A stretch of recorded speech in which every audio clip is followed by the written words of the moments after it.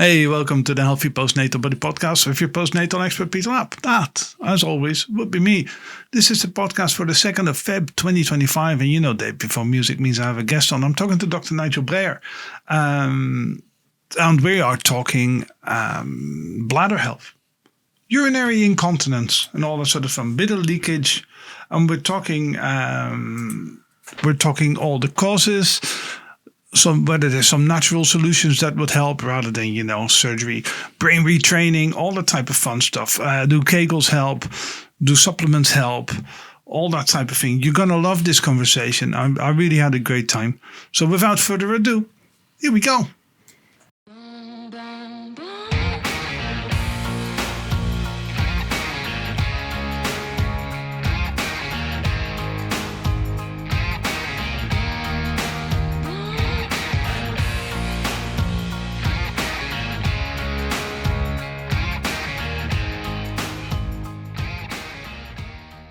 I know people don't like to talk about it, but how common is urinary incontinence really? But Peter, that's interesting you say that, because the fact that you and I are even talking about this right now is profound, because most people won't bring this up to their most ladies won't bring this up to their closest friends because of the embarrassment that goes along with it. Yeah. And there's a whole myriad of different mental, emotional challenges that it stems. So it's extremely common. And the stats tell us between 60 to 70% of all females experience it from one time or another. And about 60% of the women over 50 have it on an ongoing schedule, not schedule so much, but a regular occurrence, shall I say. And so it's extremely common. What's interesting is, even though it's so common in women, men have it much less often, but because of the correlation with prostate health as men age, they're much more likely to have conversations to have it addressed. My specialty is female incontinence. Right. And to be honest about it, is only about 10 to 15% of women actually even share it with their primary doctor or their gynecologist or anything else like that. Wow, that is remarkably low. Although, again, not completely unheard of. I know when I first started as a postpartum PT, I was always asking people all the questions, right? Including, do you experience any leakage? And the amount of women that would say no, but the answer was actually yes, which I could tell because they just ran to the toilet right before the session started. Yes, sure. Right? Was much higher than you'd anticipate. Even for women that and I'm pretty good at building trust relationships with people, or at least I like to think I am. Sure. But even for women that have been training me 12, 14 sessions, have been working with me for 12, 14 sessions, they were still reluctant to talk about that aspect of their postpartum recovery, especially. Yes, and that's not uncommon. And I appreciate you probe the question. Most don't even probe the question. But I always like to encourage people to look around them. And I'm not a big TV watcher, but when people can watch the television and they can see that absorptive pads for adults are taking up some serious media space, we know that the market is there because it's necessary. The same reason a lot of pharmaceutical commercials are there, right? So it's there. Somebody's having problems, but it's a lot easier to order some leakage pads from Amazon than it is to have a discussion of saying, hey, what are my options to resolve it? Oh, yeah, absolutely. And you've been doing this for a while, and maybe it's just me who notices it, but the leakage pad or Tena Ladies tends to be the commercial the brand of choice, so to speak, for these commercials in the UK and in Europe. They used to be filled with 70, 80-year-old granny type women, right? Because they peed themselves, and whereas now you see a tremendous amount of commercials for women that even the dentures commercials have older women in it than these things. So is it just a more common problem now, or has have these companies just figured out that actually there's a huge market here that we can sell to and almost normalize this condition? Sure. And that's a good point. I think there's two things going on here. Now, the commercialization is always a big deal. So if there's a market, they're going to try to find a way to cultivate it. But also, let's even go back 30 years, let's say. So 30 years, there was a lot different diet. There was a lot less toxins. There was better digestion. There was less GI problems. It really comes back to tissue and neurologic integrity. Mm-hmm. So you're familiar with this, Peter, is soft tissue has elasticity, and that's made up of amino acids and proteins. That's all based upon digestion. It's also based upon source. So if people are eating proper things, that's one step. If they're absorbing good stuff, that's the second. Mm-hmm. Now you have breaks in both of those systems. So culturally, the fast foodish world and the packaged business, a lot of those foods don't have the building blocks. And then the second thing, with the advent of inflammation and in America we use still Roundup, which is glyphosate, you've got all of these issues that can damage the gastrointestinal lining. So now you also have the lack of absorption of the amino acids and fats to build the nervous system and the tissue. So twofold.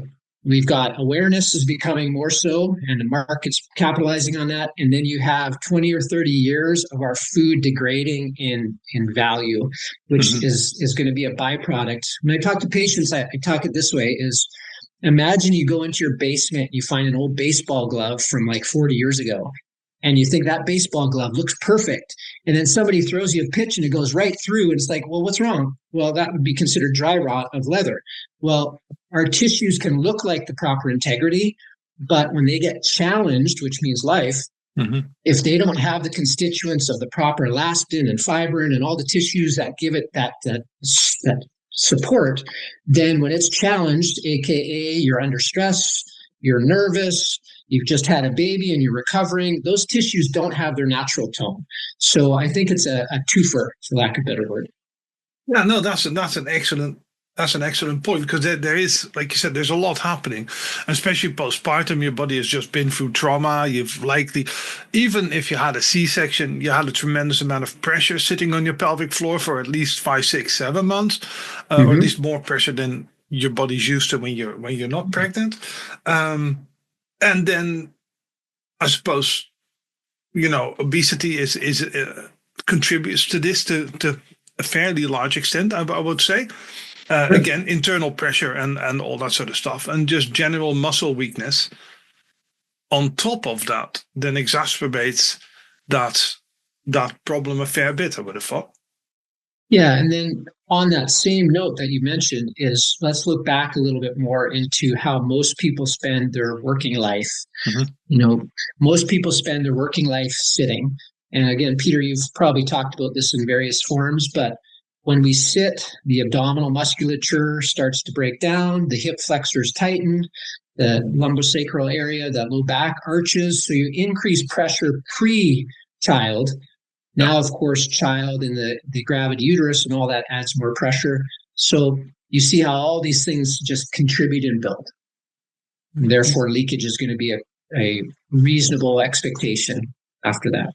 Yeah. So we know it's going to happen. Like you said, 50-60% of all women will experience this at some stage. For postpartum women, I'm guessing at least temporarily that number is significantly higher. I would estimate definitely above 80%. In fact, I'm almost surprised if women don't have any sort of leakage, but I'm going to discount the first 4 to 6 weeks a little bit, because everything's a mess during that stage, right? Understood, and that's valid. So do you think, because the solution the health service tends to give, and a lot of healthcare professionals tend to give in the UK, at least to postpartum women, is just do your Kegel exercises, right? Sure. And you'll be fine. And I'm thinking that you probably agree with me that that advice is not particularly specific, as in how do you actually do one, Sure. Most women would have no idea, and secondly, it's probably not sufficient. That's absolutely correct. So there's a couple things that I like to piggyback off that discussion. Sure. Is I always like to look at anatomy for at least a good part of the answers to the solution. And so if you kind of dig deep into the bladder, it's essentially a balloon. Mm-hmm. And obviously imagine a balloon with a straw at the end that you blow on. Now, obviously the straw of the man would be longer than the straw of a female. But that straw is controlled only, the research shows that only about 30% of the sphincter, so I think of it like a clamp on that straw, that's a valve, and a valve's like a sphincter, they call it a sphincter, is only 30% of that valve is consciously controlled. So that begs the question, well, what's the other 70? Yeah. And that becomes autonomic. And so for those who aren't aware, autonomic is what's beating our heart, it's digesting our food, nothing we have to think about. And although we do have indirect control over it, none of us can really directly control our autonomic nervous system right now without, years of meditation, let's say. So the question becomes, is a Kegel is going to help support that 30%, but you're only dealing with the maximum of 30%. Mm-hmm. So let's go to your postpartum audience. Is they've disrupted that area. That's well established. That needs time. That needs healing. Most of the time, that settles down nicely. In America, they do episiotomies frequently. That creates more scarring, more trauma down there. And, C-section, that's a whole other can of worms. So letting everything settle is key. But now we have to look into the 70% of the autonomic nervous system. You've got the balloon that we were talking about earlier. There's also nerves and muscles that control the balloon. They're called the detrusor muscles, and they're going to affect how that balloon's managing. So it's not just the balloon and the valve with, that comes out. It's the nerve and the muscle of the balloon itself. So one of the big keys that I've established over the years is you have to address the autonomic components as well as start to rehab the pelvic floor. Sure. The pelvic floor itself, and you've got the levator ani muscles, which you might be familiar with. That's kind of like a sling that holds up the straw, if you like that analogy. Mm-hmm. So those tissues are important, but we're talking 30%. How do we establish a healthy, consistent way to rebuild the autonomic nervous system?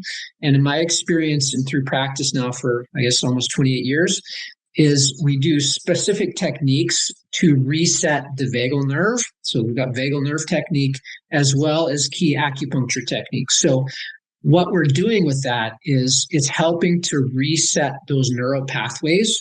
And that's where chronicity usually starts. Now, Peter, you're in the physical therapy world and you realize how we get muscle memory, right? Mm-hmm. So you do something inefficiently for decades, and I don't care how determined you are, you've built pathways of nerves. So I like to think of it like you've built electrical wires that become, consistent.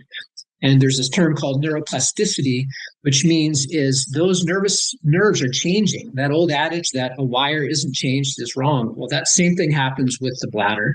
Mm-hmm. So by consistently stimulating the vagus nerve, what you're doing is you're not only reducing the sympathetic response, which is that tightening, the fight flight, which is very common down in the bladder, especially if somebody's anxious about leakage. Mm-hmm. What do? Is they tighten up more. And when you tighten up more, you lose more control. And so is by calming down the sympathetic nervous system, that allows you kind of from the back door to start to retrain the autonomic nervous system so that bladder relaxes, which is kind of like martial arts, I guess. You have to relax to gain control. Mm. And that happens deep on a subconscious level. And that's why those long-term physical therapy type things aren't a long-term solution, even though they might be short-term for someone like your audience who this is a new trauma. Mm-hmm. But for chronicity, it's not a new trauma. It's those neural pathways and those muscle memories, like we just mentioned, that are just chronically ingrained.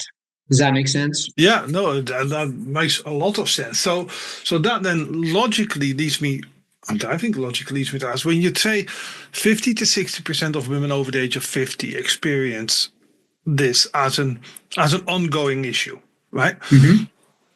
Women tend to have children between the age of, say, 25 to 43, something like that. That is the common. That's when the initial air quote trauma happens with regards to at least that's where most women that I come across experience urinary incontinence for the first time.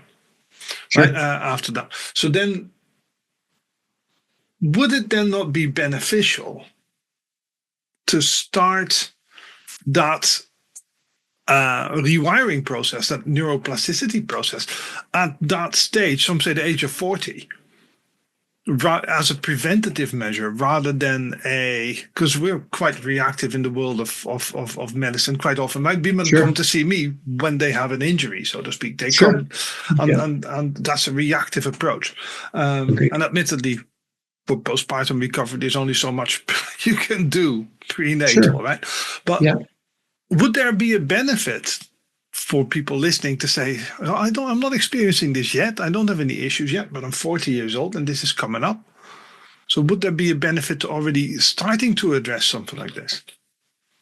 Yeah, and I guess the question when you say it makes the answer quite obvious, right? So as a preventative practitioner, it's much easier to change the direction of a ship, 1,000 miles down course versus, right about to hit something.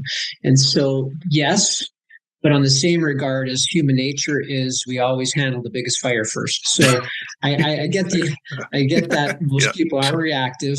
And when you can't hold your bladder today, that's pretty urgent. But if the prospect of it later isn't so dramatic.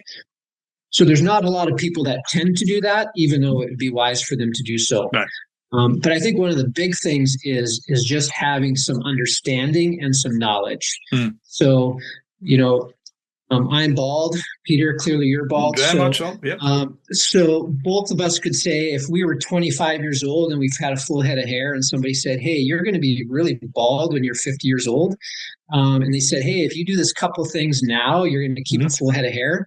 I would have been all over that. So I guess from that's fair. Yeah. A postnatal type avenue is when you lose bladder control, it really affects your life. So in my book, I have several testimonials from women, and it's astounding how people's lives become so isolated because of they don't know where the bathrooms are. They don't have confidence in their pads, or the fact is the pads are big and bulky, and they have all these different things. And it's really unfortunate. You see somebody who's active and living and just, the world is their oyster, and all of a sudden it just starts to shut down. So when you know how traumatic it can be, it would be a very small first step, whether that be becoming aware of how Kegels work and how to do them, being mindful of the function of the bladder and learning some simple techniques to help manage stress, because it kind of comes back to the stress reaction. And so, this isn't an accurate statistic, but it's a common sense one, is the majority of all diseases are stress related. It can be bladder, it can be heart disease, it can be, gastrointestinal issues. So if we look into ways to manage our ongoing reaction to life, which the bladder is part of that would be a very, very good first step for everybody. Yeah, no, that's an excellent point about stress management. Because for a long time, the discussion, just for anybody listening, for a long time, the discussion within the health, air quotes, sphere was very much about you need to preserve as much skeletal muscle as you can for longevity and all that type of stuff. And now even Lane Norton, BioLane, and I know lots of my listeners will also have him on his podcast, even he admits that the one thing for health, the one single thing you can do for health and longevity is stress management. It is by far the biggest thing you can do for your health. Even if you don't do anything else, managing your stress levels is huge. Unfortunately, society doesn't necessarily make it easy for us, but we are where we are. So it's The interesting thing there is what you meant, and you're quite right. I'd already shaved my head by the time I was 25 because that was a battle that was lost by then. But but indeed, if you say that something is going to be really dramatic 10 years down the line, people might be more inclined to take serious action. And you're quite. I remember reading an article in the Guardian by a lady, a female comedian, and I won't name her here because she got some things wrong and correct. And she said, "This is just the price I have to pay for having a baby. This will never change." So I sent her an email saying blah blah blah, and we worked together a little bit, and we fixed it. Unfortunately, she wasn't invited to write the follow-up article saying that actually it turns out it's fixable, but it's a lot of women are kind of told that this is just the price you have to pay. You do some kegel, you'll never go to a comedy club again. You can't go running again. All that type of stuff. And like you said, those are the easy examples almost. Those are I can accept, right? It's a trade-off. You have a baby, but you can't run anymore. And let's be honest, no one likes running that much anyways. And you can't go to a comedy club anymore. That's a fair thing to give up. But when you tell people, yeah, but you're gonna struggle on a 2-hour car ride. You can't really see friends and family at Christmas in a restaurant anymore because there might be a queue at the toilet. That indicates much more the world that a lot of women, especially, are actively living in, right? Sure. Yeah, and I guess you see how clearly it limits your life. So most folks aren't, again, looking into that. But let's go back to the stigma and I guess the dogma of the past is those general assumptions aren't correct. And that's unfortunate because a lot of these dogmatic assumptions, people live their whole life thinking they're true. Sure, yeah. And that's really unfortunate. So I'm really excited about what you're talking about today because you're really opening the door to say that doesn't have to be your experience. Kind of like aging has to be like, you turn a certain age and all of a sudden you're not valuable or useful anymore, right? So a lot of elderly people have that idea too, which is clearly not true, but you can see how it really limits their life. Absolutely. Yeah, no, absolutely. And then when you're talking, so what are some of the things, right? So we've established that you can work with a professional like yourself to retrain your brain, so to speak, and I do a lot of that with regards to other bits. I don't go anywhere near urinary incontinence. It's just not my area of expertise at all. Sure. But it's but you see a lot of supplements are now being sold in the direction. I mean, I covered one or two of them about a month or so ago. Pumpkin seed and all that type of stuff is really popular, at least in the UK now. Sure. We have the same. I know you have the program in the States, Dragon's Den, right? And this was one of those. One of those ladies that invented the supplement. It was basically pumpkin seed and soybean or something like that. And she said, "This is magic," and they're now selling it for quite a high price. As you can imagine with supplements, these things are never cheap, right? So what impact, and we addressed it a little bit already, what impact does food really have on the bladder? And okay, we have issues with the food supply chain. We all accept that, at least everyone listening to it. But what can people do to make it a little bit easier for themselves, or maybe even prevent this sort of thing by eating right? So perfect question is, first, I want people to kind of wrap their head around food isn't something you just stuff in your mouth while you're busy watching TV or whatever. Food is actually chemistry. And so if you think of it that way, is the pharmacy is chemistry, and it's usually synthetically made for some purpose or outcome. That's understood. But what you put in your mouth is chemistry. So just like that pharmaceutical might have a more concentrated chemical reaction to your body, it's going to influence how you work. Food is exactly the same. And so the big thing I encourage people to do first is to just reduce irritants, right? Things that are going to stir up the pot. And so obviously caffeine is a stimulant that's going to stir up the pot. tea is a stimulant, plus it has a lot of tannins. And so if for those of you who aren't familiar, as tannins are from twigs and leaves. So any plant, leaf or bark is going to have tannins. I like to think of it like if anyone drinks wine, they drink red wine and their tongue feels, or black tea, their tongue feels kind of rough. Yeah. That's the tannins break down mucus. And mucus is a protector of linings. So in your mouth, that mucus has a lot of factors, digest food and a bunch of other stuff, but it also protects the linings of the stomach, the throat, the GI tract. So the bladder is another lining. The blood vessels are another lining. So those linings, the tannins, are going to affect that. So ongoing tea drinkers, black tea, green tea is less tannic. Herbal tea is tannic, but there's various, what the herb is will affect how tannic it is.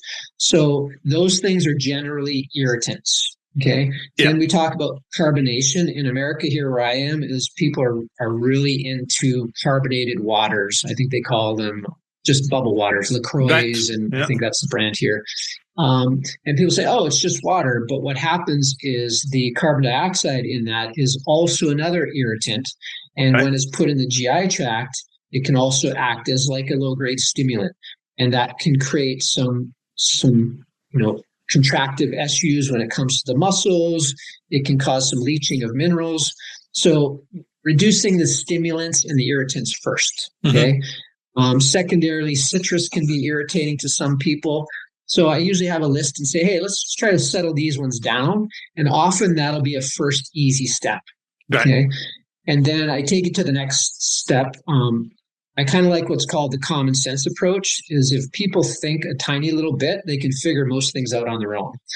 But we've been so conditioned not to think, but to just follow, that we just say, tell me what to do and I'll do it. Tell me what to take and I'll do it.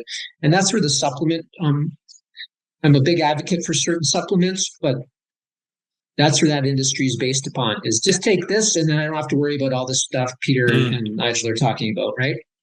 And so supplements have value, but food is always the first supplement or the first medicine.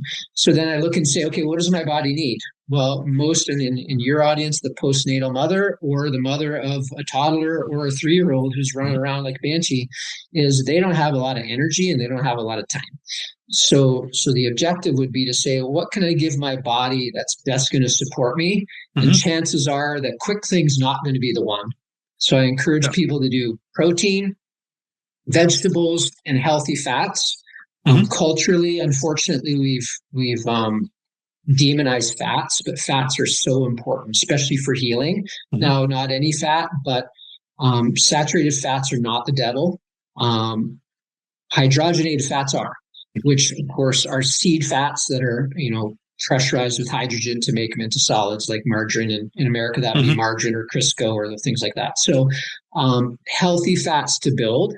And that's the first step, is if you start eating healthy protein, lots of vegetables, and healthy fats, that in itself is going to take a huge leap in the right direction with the next step the first step of reducing irritants and stimulants. Yeah, that sounds good. There's a lot of information there. And I know half the audience listening to this will be like, I'm not going to give up my cup of tea, right? And the other half is saying, I'll never give up coffee. But you're not, when you're, as I always tell people, and just to clarify, if you can't give it up, you just reduce, right? It's as I always say, the dose makes the poison, so to speak. So it's if you have 20 cups of coffee a day, well, to be fair, you'll be in the toilet anyway, so you won't even notice whether you have any urinary incontinence or not. But if you cut that down to 1, you're doing a huge, you're taking a huge step in the right direction. And it's interesting that you're then talking about foods, predominantly whole foods and all that type of stuff, that we kind of all instinctively, like I said, we know what's good for us, right? We kind of all do. And I know that the food marketers are very, very good at telling us other things are good for us because they stick a little green label on, or it's called Nature's Valley or something like that. But we all kind of know when so it's kind of what you're talking about is breaking away from that almost cognitive dissonance when we're shopping. That's kind of what we should be doing then. Yeah, and I would say and I have 4 children, and part of parenting them over the years is pause before you do any choice. Right. Well, if I had urinary incontinence, and I have a lot of patients that do, I simply have them pause for a moment and say, is this supporting me or is it not? Yeah. And we'll go back to the coffee. I'm a coffee drinker and I love coffee. But for me and for other patients I've worked with over the years, is not all coffees are the same. So there's value in coffee, and we know that there's values in tea also. Yeah. And so finding that buffer zone. So, for example, organic-based coffee has much less pesticides, has much less herbicides, it has much less toxicity. And I call non-organic coffee, and my wife always laughs at me, I call it pee your pants coffee. I say, honey, let's go buy a cup of pee your pants coffee. And she goes, well, why? Because when I drink it, it causes me to bladder spasm. Right. If I drink organic coffee, I don't have a problem at all. And I drink a couple cups a day. And then the next thing goes with the tannins and the tea is even just understanding that it reduces mucus. I encourage people to have some food instead of having everything on an empty stomach, which causes more irritation to the linings and the GI tract, and that affects your ability to absorb minerals and kind of a cascade, is if you, instead of having your cup of tea straight away, maybe you wait, you have a little bit of food, and then you have it once there's something in your stomach. Right. So those little tweaks can make a big difference. So it's not a matter of you got to give up everything you love to do this. You got to make some changes, and over time that'll evolve. And the proof is in the pudding. As you start feeling better, then it's like, oh, well, my efforts are worth it. So, yeah, and that's a good point, because what you touched on there is that these things are not. General advice works for 90% of people, right? That's kind of how it all works. But always take a slightly personal approach. If you find coffee is fine for you, yeah, then coffee isn't a problem. Or the coffee you drink is fine for you, then you don't have to change whatever coffee you're drinking. Whereas I, for instance, I'm 50 years old, and that means that the inevitable, decline of my body has began 10 years ago. So, and I find that if I eat salty foods, I'm definitely up in the middle of the night. Yeah. Not even because I drink more water, because that would be the logical train of thought. That was my initial train of thought, as in, it must mean I drink like a pint of water before going to bed, so I'll stop doing that. Yeah. And turns out I wasn't. It's just if I eat salty foods, so any salty snack instead of fruit is fine, but if I have a salty bit of food, then I'm up at 3 o'clock in the morning to go to the toilet and then back again. And in my case, 3 dogs and a cat, I wake up half the house, right? Yeah. So we try to avoid that. When I cut that out, I don't have an issue at all.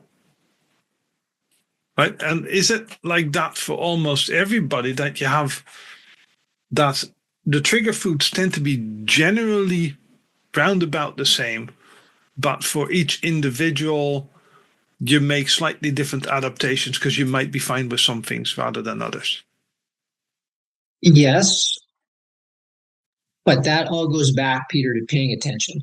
And so I'll just go back to how, let's say, if I had a patient in my practice and we're having this discussion, the first thing I'd have a person do would be starting to do a food journal, writing down everything they eat and drink, and start making some correlations. So that might be with incontinence, that might be with pain that they have, whatever their biggest problem is or their condition. And so that paying attention helps to develop huge amounts of information. And then we talk about the common things. So we talked about the tannins, we talked about stimulants, and then once a person has that basic understanding, they can look through that, and they don't need a doctor to help them do this, is they can look and say, oh my gosh, I leaked 5 times today. And Dr. Nigel told me that these stimulants can be part of the cause. Well, I had 7 of them today. Well, that would be a great place to start, right? And so they can kind of play with this, and on their own can find out a lot of good information, which in some cases would be enough to get them all the value that they would need. Yeah, I'm absolutely. I'm a big fan of anyone like yourself who just says, "Listen, you don't need to see me for 100 weeks." I'm very much the same as you. I always compare myself to a conveyor belt type professional. As in, I want people to come in and I want rid of you as soon as possible, so I can see other people and help other people. I'm Sure. not that interested in having clients and I have some, but for years and years and years, because there are other people out there that need more help Sure. than you do. So how long do you usually find? Because obviously this is the how long is a piece of string question, which is inevitable, right? In this type of Yeah. discussion, how long do you find it takes for women, especially postpartum women, to get any sort of results that are tangible at all? Is it like 3-4 weeks? Is it take a bit longer? Can it be months? What is a reasonable expectation of this stuff? So reasonable expectation for the age range that we're discussing, which would Hmm. be a younger demographic, is after the initial 4 to 6 weeks, is with a little bit of, and I'll just speak of my personal protocol that I developed. Sure. It's based upon severity of incontinence. So based upon the severity is they would perform the protocols anywhere between 3 times a day, which takes 2 to 5 minutes, Right. to up to 9 times a day if it was more severe. Right. So I'll just make some assumptions that you have a 35-year-old woman who's 3 months postpartum and she's still having leakage when she laughs or she jumps or she picks up the baby. Hmm. In her case, we would expect if she was to do our protocol 3 times a day, which takes 2 to 5 minutes. So we're looking at maximum 15 minutes a day to a minimum of 6 or 7, say. Within 3 to 4 weeks, she should be full control of her bladder again. Right. Sound. Because again, and it goes back to her longer, we don't have a lot of the neuroplasticity changes yet. Hmm. And if now she's on her third or fourth baby and it's become incrementally progressive and you have, let's say, 10 or 15 years of this progression, well, that changes the variables because you've got neurologic shifts and you've got soft tissue chronicity. So, there's other, but as we speak of a shorter, small, like a younger demographic, the response time is much quicker. Yeah, and then that's an excellent point. It is something that I always tell women. I've had women come to me in their 50s saying, I last had a child 25 years ago. Can you still help? Yes, because this stuff is not inevitable. Fundamentally, like look, what you're talking about, you're dealing much more with neuroplasticity than I am. But what I always say is a lot of these problems, if they're muscular, we can fix them just by using the muscles in the correct way again, right? That is fundamentally, and that brain retraining element that as I always tell people is that you have to kind of teach your body in regards to postpartum recovery and diastasis recti, separation of the stomach muscles and all that type of stuff. Just have to teach your body to move again in the way that it's supposed to move. And that can take a little while. But just because you had issues for 20 years doesn't mean you'll have issues for the rest of your life, right? Agreed. So, and I get that question frequently, Peter. And so there's a couple ways I like to help people embrace this idea and this is kind of a generalized knowledge that most doctors and healthcare providers know is every cell in your body replaces itself in 7 years, including your bones. Mm-hmm. So that begs the question is why do we have any disease at all? Right? Mm-hmm. Because your bones are not the same bones as they were 7 years ago. The cells that were there before are gone and new ones are in its place. And what's happening is obviously we're perpetuating cycles of the past that are pushing into the future. So what does all that mean? It means the capacity to change is always there. Mm. But because of our ideas and what our beliefs are and all this other stuff, we think that this is the path that we have to go. But tissue is a living organ by itself, irregardless of what's going on between our ears. It has its own, entity. So it can be changed, whether it be soft tissue.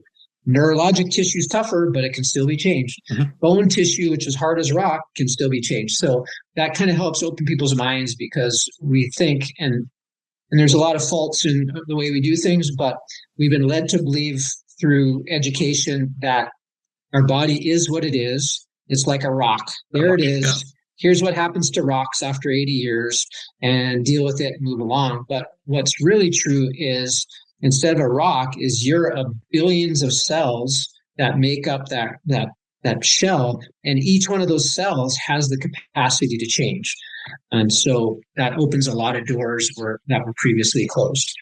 Yeah, I don't know if that makes sense or not, but it's mostly trying to get over that erroneous belief that it is what it is. And that, in my case, is just bad and wrong information from the past. Yeah, no, I absolutely love that. To be honest, I've not heard it put like that yet, and I'm stealing that, and I probably won't even credit you. To be honest, yeah, steal away. It's one of those things that we spend a lot of time indeed stuck in our own heads with regards to this stuff, right? And you'll come across this. How many people do you see that come to you and said, I've had this problem for years and now I'm ready to do something about it, right? It's so common. This people have finally reached that threshold where they can't put up with it anymore, for want of a better phrase. Yeah, so interesting story. I just talked to a patient yesterday, and she asked me if she could do a testimonial for my website and for our different things that we do online. Mm-hmm. And I won't go into the depths of her story, but she had uterine cancer. She obviously had a total hysterectomy. They removed her ovaries. She's had radiation of the pelvic region. She's had 3 children. She, I believe, just going off memory, she's in her 70s now. I met her 2 years ago. Mm-hmm. And for those who are interested, they can hear her story in the coming weeks. But she went through the cycle for, we're talking decades. She did the beta blockers, which is a medication to manipulate the nervous system for various reasons, from heart to blood pressure to whichever, but it also is used occasionally for the bladder. But she's went through a myriad of different things with no avail at all.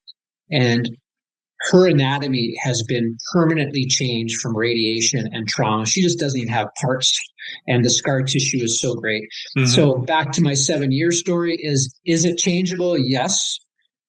But she's had so much disruption there that the likelihood of her getting to where she wants to go isn't that great. In her case, we've seen about a 75% improvement. Her life went from in the house to the backyard. Her husband and family did grocery shopping. She's been isolated, to now she can go out in the yard. Now she can go and visit her friends. So that's a big change. Yeah, that's huge. It's very, very doable. But she was, not in my understanding, was hopeless, but in her mind, she was hopeless. But there's change, even if hope isn't, high on the list. Yeah, and it's the hope that kills you. As you know, I don't know if anybody listening watches Ted Lasso. They must do. And it's a saying in the UK. It's a hope that kills you, but it's a hopelessness that does, right? Yeah. That's absolutely true. So on that happy note, was there anything else you wanted to touch on? Because we've touched on a tremendous amount of stuff. Yeah, first of all, I appreciate this opportunity to talk. And again, bladder health is kind of my specialty. Mm-hmm. But you and I, if this conversation has kind of taken a full circle, is you've probably all heard this saying, what's good for the goose is good for the gander. And so it really has to be the whole body approach. And obviously what happens between our ears is one of the biggest steps. And so, the mind, how we affect and we react to the stressors of life, that is key. And then the body follows suit. So you can't have one without the other. So if you want bladder health, you got to kind of look at the bigger picture. Yes, you got to get bladder control because that limits your life. That's step one. But when I manage conditions like this, is yes, we want that. I call it the fire. We got to put the fire out first, which in this case would be the leakage. But then we got to look into the bigger picture. What's your long-term health? How is the muscle tone? How's the neurologic function? How are you managing the stressors of, childbearing, parenting, relationships, work? Those all play a role. So it's It's not this is one problem that needs to be fixed. It's like the whole condition of living has to be addressed. Yeah, no, that's an excellent point, because we touch on that a lot, right? Where you say the benefit of all the things you have mentioned, right? Eating well, managing stress, and all that type of stuff, which includes sleep management and all that type of stuff, muscle tone, which includes exercise and all that sort of fun stuff. It all leads to overall much better health outcomes, because we all of a sudden are doing the things that are good for us. This is quite often, it always takes me back to the example of one of the examples of longevity that one of the tests of longevity that people used to give. If you can get up off the floor unassisted, you will likely live to 100 years old. That nonsense, right? Mm-hmm. And don't get me wrong, there's something to that, but that is mainly because the people that are capable of doing these things are likely taking the actions that enable them to do these things. To do it. Yeah. It is not the exercise which is magic, because that's usually what you find, right? If you can Sure. reach your toes, then that means you'll live to your 80. So people then start focusing on, I can reach my toes, so I'm going to live a long time. Yeah. Whereas they ignore the bit about the eating well and all the things that you mentioned. So that is beautiful. On that happy note, I will press stop record here.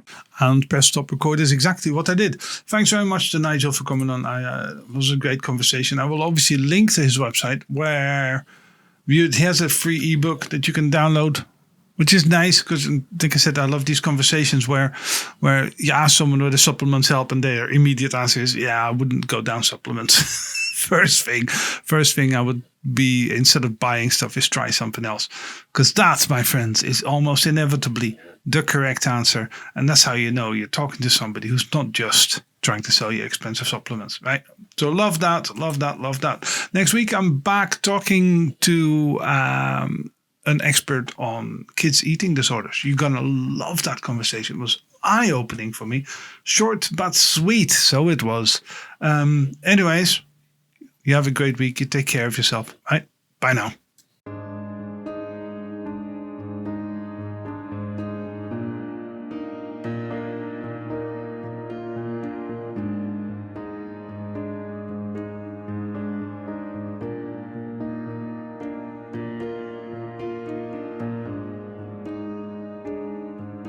You said tomorrow, but you won't call me back.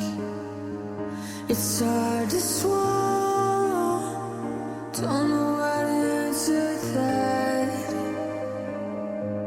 I took the long road, 'cause I'm so afraid of saying the wrong thing to you. We used to be in love, and now you don't even want me around. But can I say one more thing? Baby, don't go. Don't act like I'm invisible. I'd do it all again, but we both know that I'm miserable. Maybe I'll go say I'm being difficult. You wouldn't do it all again, but I know I'm irreplaceable.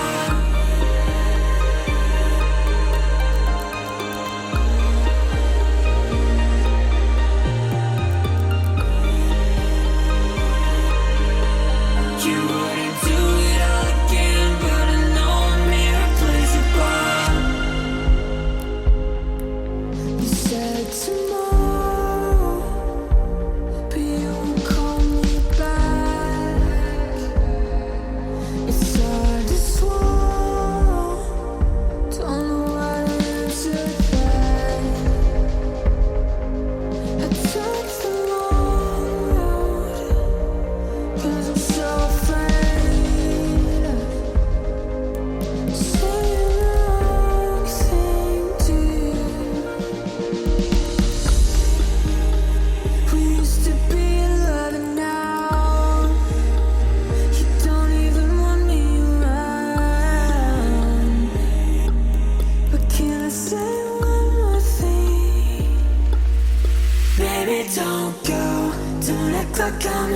irreplaceable. Do it all again, but we both know that I'm miserable.